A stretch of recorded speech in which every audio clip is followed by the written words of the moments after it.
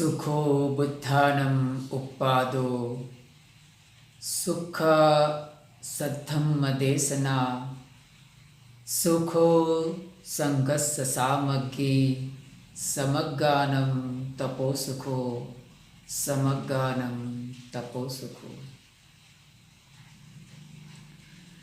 महाकारुणिक भगवान तथागत सम्यक संबुद्ध बोधिसत्व भारत रत्न डॉक्टर बाबा साहब भीमराव अंबेडकर, जिनकी धम्म क्रांति को मैं अपना जीवन समर्पित करता हूँ।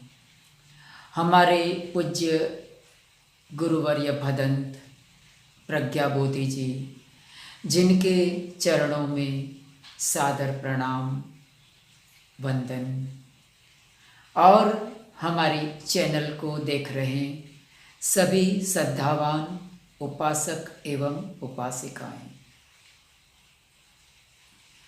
कालाम सुत्त।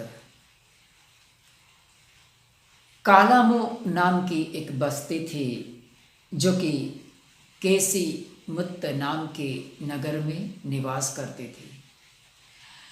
भगवान तथागत सम्यक संबुद्ध एक बार चारिका के लिए कालामो की बस्ती में जाते हैं और कालामो भगवान तथागत को कुछ प्रश्न करता है। उस प्रश्न के प्रत्युत्तर में भगवान तथागत उनको कुछ उपदेश करते हैं धम्म का। उन उपदेश को, उन गाथाओं को त्रिपिटक में कालाम सुत्त या तो केसी मुत्त सुत्त के नाम से जाना जाता है। तो आइए हम कालाम सुत्त को इस वीडियो वक्तव्य के माध्यम से समझते हैं। कालामो भगवान तथागत सम्यक संबुद्ध को पूछता है कि हे भगवान, अनेक श्रमण और ब्राह्मण को हम मिलते हैं, उनके साथ संवाद होता है, तो अनेक ऐसे धर्माचार्य धर्मगुरु अपने अपने मार्ग को ही सही बताते हैं और दूसरे के मार्ग को वो गलत बताते हैं। वो किसी भी तरह से खुद का मार्ग को सर्वे सर्वा बताकर दूसरे के मार्ग का वो खंडन करते हैं। तो भगवान आप ही बताइए कि कौन सा मार्ग सही है और कौन सा गलत है। तो कुछ शंका कुशंका पैदा होती है। कोसु इमेसु नाम सच्चम आहम कोसु मुसाफि। तथागत मुस्कुराकर कालामो को कुछ गाथाओं में समझाते हैं। भगवान उन्हें कहते हैं कि किसी भी बात को तुम इसीलिए मत मानो कि बहुत सारे लोग उसका अनुकरण कर रहे हैं। माँ अनुस्सवेन, अर्थात बहुत सारे लोग अनुकरण कर रहे हैं, इसीलिए मैं इस राह पर चलूं। इसीलिए तुम किसी भी बात को मत मानो। हम देखते हैं समाज में कि हम ये एक स्वाभाविक बात है कि बहुत सारे लोग जब भी किसी एक धर्म संप्रदाय के लोगों को देखते हैं कि किसी मार्ग पर वो जा रहे हैं, तो दूसरे लोग कोई लोग बड़े तादाद में लोगों को देखकर उनका अनुकरण करने लगते हैं, उनके पीछे पीछे चलने लगते हैं, क्योंकि उनके मन में ऐसी भावना पैदा होती है कि इतने सारे लोग एक दिशा में जा रहे हैं तो हो सकता है कि वो मार्ग सही हो। लेकिन तथागत ने इस बात को लेकर मना किया है। माँ अनुस्सवेन।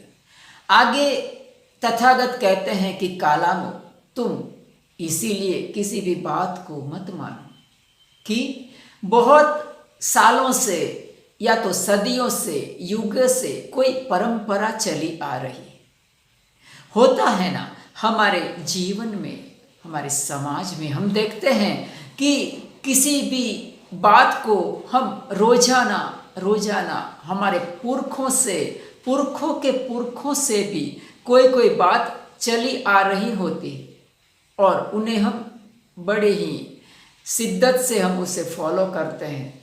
हमको ऐसा लगता है कि मेरे जो पुरखे थे, मेरे जो बाप दादाएं थे, वो इस बात को दोहराते थे, परंपरागत ये बात चली आ रही थी, इसीलिए ये बात मैं मान लेता। तो भगवान ने इस बात को लेकर ना कहा है कि किसी भी बात को इसीलिए मत मानो कि बहुत सालों से या तो सदियों से वो परंपरागत रूप से चली आ रही है। इस बात को समझने के लिए छोटे छोटे कुछ दृष्टांत को हम समझ सकते हैं। जब भी किसी भी चीज का, किसी भी बात का, किसी भी विषय का, कोई घटना का जब भी प्रादुर्भाव होता है, वो शुरुआत होती है, तो वो व्यक्ति, स्थिति और समय के अनुसार उसका आरंभ होता है। व्यक्ति, स्थिति और समय के अनुसार किसी भी चीज की शुरुआत होती है और धीरे धीरे धीरे बाद में समय बदल जाता है, व्यक्ति बदल जाते हैं और परिस्थिति भी बदल जाती है, लेकिन वो जो क्रिया थी, वो जो कार्य था, वो यथावत रहता है और वो एक परंपरा का स्वरूप ले लेता है और धीरे धीरे वो परंपरा हमारी चमड़ी का स्थान ले लेती है। फिर उसे निकालना बेहद दुखदायक मालूम पड़ता है। तो भगवान बुद्ध ने ना कहा है कि माँ परंपरा है। आगे भगवान बुद्ध कहते हैं कि माँ पिटक संपदानेन, अर्थात किसी भी धम्म के ग्रंथ में, किसी भी धर्म ग्रंथ में लिखा है, इसीलिए भी तुम कालानु मत मानो। हम ज्यादातर लोग क्या करते हैं, किसी भी स्क्रिप्चर में, किसी भी धर्म ग्रंथ में कुछ बात को पढ़ लेते हैं और अगर उसको लगता है कि ये जो मुझे सच लगता है ऐसा ये लेखक ने कहा है, तो मैं मान लेता हूँ। तो भगवान बुद्ध ने इसके लिए इसलिए ना बोला है कि किसी भी धर्म ग्रंथ में लिखा है, इसीलिए भी मत मानो।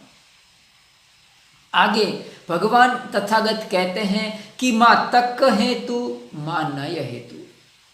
ज्यादातर बुद्धिजीवी इंसान, आज का जो एजुकेटेड वर्ग है, शिक्षित वर्ग है, बहुत ही इंटेलिजेंट वर्ग है, ज्यादातर उसके लिए ये बात बहुत ही महत्वपूर्ण है। भगवान बुद्ध ने ये कहा कि माँ तक्क हेतु माँ नय हेतु।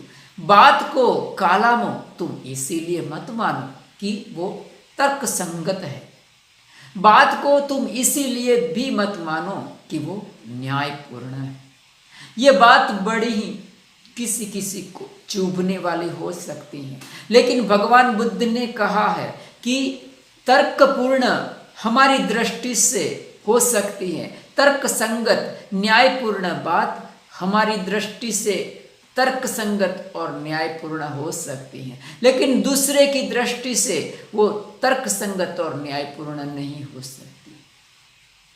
तो जो बात हमें तर्क संगत लगती है, हमें न्यायपूर्ण लगती है, लेकिन दूसरों के नजरिए से वो कुछ अलग ही हो सकती है। हम जितना सटीकता से तर्क कर सकते हैं, उससे भी ज्यादा सटीकता से दूसरा कोई व्यक्ति तर्क कर सकता होगा। आगे भगवान कहते हैं कि माँ दिट्ठी निंजा नखत्तियाँ। मेरा जो दर्शन शास्त्र है, मेरी फिलोसॉफी ये बात कहती है, इसीलिए मैं मान लेता हूँ। तो भगवान बुद्ध ने यहाँ भी ना कहा है कि माँ दिट्ठी निंजा नखत्तियाँ, अर्थात किसी भी बात को कालामो तुम इसीलिए मत मानो कि वो एक दर्शन में, एक मेरे फिलोसॉफी में आ रहा है, मेरे दर्शन ऐसा कहता है, मेरी फिलोसॉफी ऐसा कहती है, इसीलिए मैं मान लूं। तो भगवान बुद्ध ने ये भी मना किया है। आगे भगवान बुद्ध कहते हैं कि माँ आकार परिवितक्केन, अर्थात कि उसको कहते हैं दंभ, दिखावा। अगर कोई इंसान दंभ करता है, दिखावा करता है, तो बाकी सारे बहुत लोग हैं वो ऐसी बातों को लेकर बहुत प्रभावित हो जाते हैं और उसके पीछे पीछे उसका अनुकरण करने लगते हैं। तरह तरह का दिखावा समाज में देखने को मिलता है। तो भगवान बुद्ध ने कहा कि तुम इसीलिए मत मानो, माँ आकार परिवितक्केन, माँ इति किराय, अर्थात हम समाज में कोई बार अफवाह से प्रेरित हो जाते हैं। समाज में बहुत लोग अपने संप्रदाय को बढ़ाने के लिए, अपने धर्म गुरु का प्रचार प्रसार करने के लिए बहुत सारी अफवाहें फैलाते हैं। तो भगवान बुद्ध कहते हैं कि कालामो, तुम इसीलिए भी मत मानो कि समाज में कोई अफवाह चल रही है। आगे भगवान कहते हैं कि माँ समणो नो गरुति, अर्थात कोई समण या कोई ब्राह्मण कह रहा है, इसीलिए भी मत मानो। ज्यादातर समाज में ये बात भी हम देखने को मिलती है कि श्रद्धा के कारण सच्चाई का गला घोंट दिया जाता है। जो चीज स्पष्ट स्पष्ट दिखती है वो चीज को लेकर हम न्यायीकरण करते हैं, वो चीज को लेकर, वो झूठ को लेकर, वो झूठ को सच्चा साबित करने के लिए हम जस्टिफिकेशन करना पड़ता है, हमें न्यायीकरण करना पड़ता है, क्योंकि वो झूठ है।